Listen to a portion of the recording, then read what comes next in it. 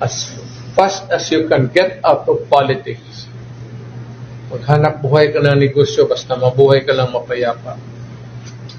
Umalis ka na dyan sa politika. Ano yung dahilan kung bakit niya pinapaalis sa politika si Sara Duterte? Marami tayong pwedeng theory na pwede mabuo dito eh. Ang mga tanong, mga kotsero, usually umiikot dito sa tanong na to. Kahapon kasi nung nabalitaan ko to, the first thing that came to mind is this. Ang drama naman. Yun yung unang bagay na pumasok sa isip ko. Anong drama na naman to ni Digong? Nasabi kasi, former President Rodrigo Duterte has called on Vice President Sara Duterte, who has a falling out with her erstwhile running mate, President Ferdinand Bongbong Marcos, to leave politics at the soonest. Alis na raw siya sa politika as soon as possible. ASAP eh. May urgency guys eh. Pakinggan natin yung video. Ang nag-post doon nito ay SMNI. Ganon talaga ang tapo ng buhay sa mga sentimento. Pero ako kay Inday, she has to do it. Kasi mas mabuti ang alam niyang gawin niya na nandito pa ako, buhay pa ako. Maski wala akong gawin, na mali kong gawin niya. Kung wala magsabi sa kanya, Day, medyo wag ka pumasok. Medyo ano nga. Hindi ko pa napagsabihan yan, pero mas mabuti nandyan ako. Inday, para sa akin, ito publicly ko, sabihin ko na sa inyo. I'm addressing myself to Inday. Kung si Inday nakikinig, salamat ka na lang sa Diyos na ang tatay mo naging presidente, ikaw naging vice president. Pasalamat na lang tayo. As fast as you can get out of politics, maghanap buhay ka ng negosyo, basta mabuhay ka lang mapayapa, umalis ka na dyan sa politika. Huwag kang mag-ambisyon na vice president ka na. Kawawang Pilipinas. Ang problema lang, itong problema ng droga, itong criminality, kailangan talaga may, kung yan ang hanapin ninyo, mas talo ni Inday lahat yung nakaupo niya. Inday talaga. Sino ba itong mga nagtatanong? Sinasabi niya, sino? Kawawa naman ng Pilipinas. Sino ba yung mga nagtatanong sa background? Presko naman nila yan eh. Pwede nila imbitahan kung sino gusto nilang pumunta. Anong sabi? Bakit niyang pinapaalis sa politika? Take note ha. Hindi niya sinabing mag-resign. Ang sinabi ho niya, umalis sa politika. Hanggat nandyan pa siya, hanggat buhay pa siya. Ibig sabihin, mga kotsero, ito kasing dating sa akin eh. Hanggat kaya pa kitang protektahan.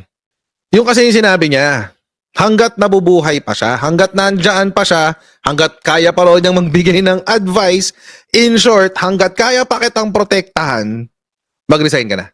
Protektahan saan? Palagay nyo. Puntahan ngayon natin kung saan siya posibleng protektahan ni Digong. Posible lang ha. Hindi ko sinasabi na mapoprotektahan talaga siya ni Digong dito. Una, dito, confidential funds. Hanggat kaya pa kitang protektahan, anak, sa Commission on Audit, sa Notice of Disallowance na 73.287 million pesos. Hanggat kaya pa kitang protektahan dyan.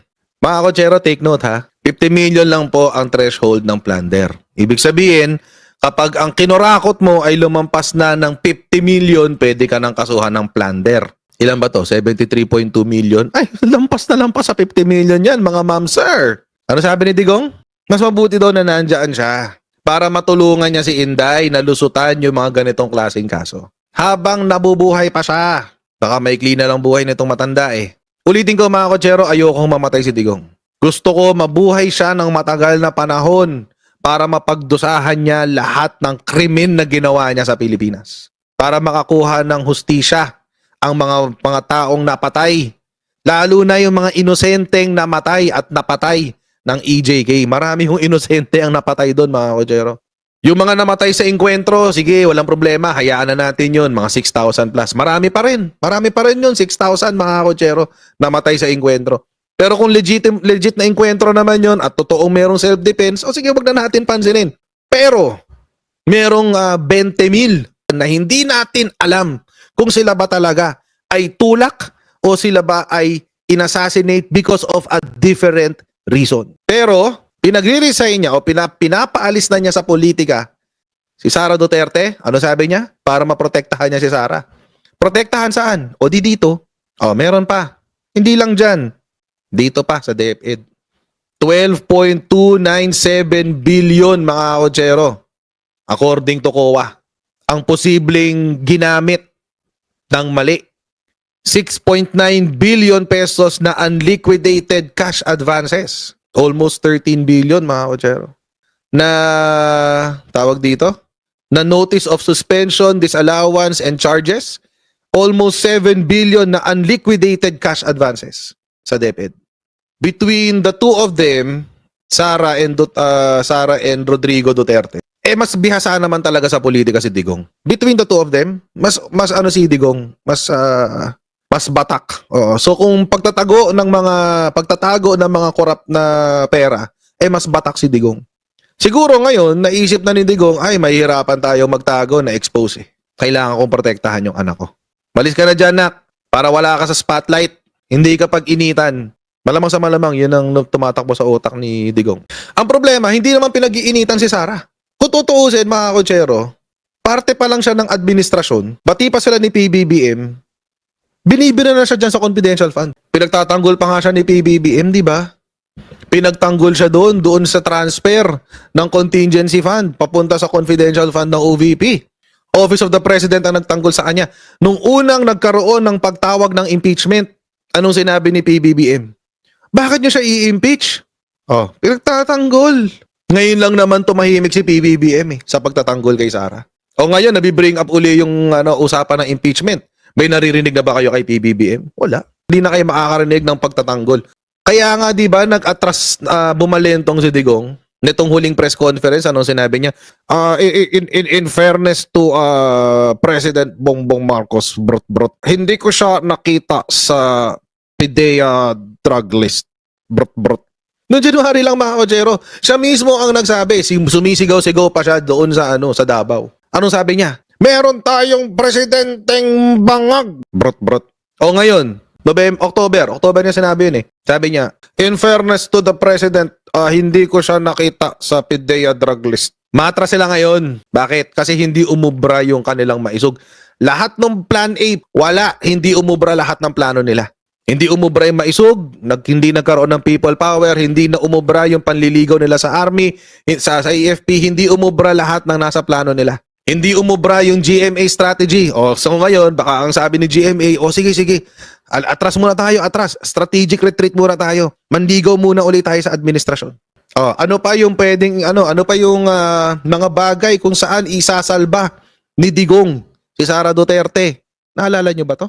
16 million sa safe house. Approved by Sara Zimmerman Duterte. PAC. Ayan, Intelligence and Confidential Fund Audit Office, ICFAO. In-audit siya September, 10 o 16? 10 siguro yan, 2023. Diba? Hindi pa dyan natatapos ang mga problema ni Sara Duterte. Lahat ng ginawa niya pagka mayor, dinala niya sa national level. Akala niya mailulusot niya pag nasa national siya. Ang problema hindi. So kaya pinaparesign ni Digong para pwede pang tumakbo si Sara sa kahit anong position. Well, that's possible. Salba mo na yung political career mo. We don't know. Kasi mahaba pa ang 2028. May 4 na taon pa. Ang daming pwede mangyari sa 4 na taon, guys. Kaso may problema si Digong. Anong problema ni Digong? Hindi ko maturuan si Inday, hindi ko mapagsabihan, hindi naikinig sa akin yan. Ayan ang anak ko na hindi naikinig sa akin, ayaw nga akong kausapin. Yun ang problema ni Digong. Kung akong tatanungin, mga kotsero, mas madali ang impeachment kumpara sa plunder. Kasi yung plunder, mga kotsero, matagal pa yan. Paano kung nag-file ng impeachment tapos biglang nag-resign? Doon na papasok yung plunder. O pwede na siyang kasuhan ng plunder. Actually, pwede naman siyang kasuhan ng plunder as early as now. Matagal nga lang. Pero kung gusto niya mas mabilis, impeachment na muna. Tutukan na muna si impeachment. So ano ulit sabi ni Digong? Bakit niya pinagre-resign? Hindi yan para magnegosyo, mga kotsero. Yung sinasabi niya, para magnegosyo na lang. No. So ang purpose niya, mga kotsero, para pag-resignin si Sara, is to protect the Duterte political legacy. Pinoprotektahan niya yung political career nilang pamilya. Mas maganda na lang, mga kotsero, na wag na mag-resign si Sara. Ako personally, wag na mag-resign si Sara. Pag nawala sa poder si Sara, mas lalo siyang maiipit. Sure yan. Ano akala nila? Na kapag umalis si Sara sa politika, titigil lang lahat? No, it won't. It won't stop.